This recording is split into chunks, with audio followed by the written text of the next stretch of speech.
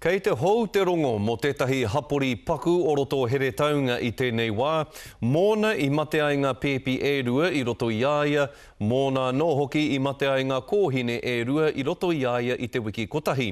Hei tā te hapori o Pāharakeke kei te whakakotahi rātau, kia tutuki ai i a rātau te kōrero rā, arā he ora te whakapiri, he mate te whakatākiri. Kei te tangi tonu te hapori o Pāharakeke mō nā kōtiro e rua, i kapua e te ringa kaha o aitua i nā wiki tata nei. It's the best thing we can do, just rally around and support. You know, don't try and psychoanalyse them, just be there. It's been a bittersweet experience in my view. We have a tragic situation, but what we also have is a community showing their ultimate tautoko. Ko te karanga mai o te hapori kia tūkaha, kia kati hoki i te tatau ki nā aitua i nā rā kaimua.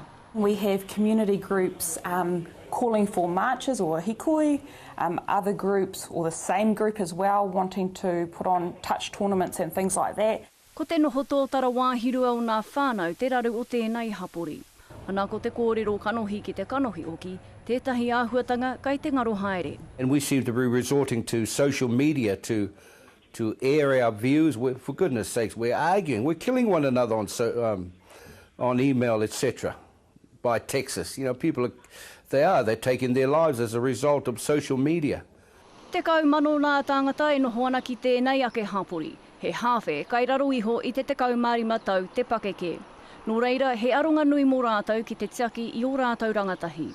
I think each community around New Zealand and around the world has their own identity and flavour, and we will always have that to a certain extent. But it's up to the wider community and us ourselves to decide what that is and what we portray to the rest of society. And it's easy to get stuck in that negative space. Hei tāna, mā te kotahi mai o nā hapori, ka taia te tautoko i nā whānau ki anga whakamuai, te iwi whānui.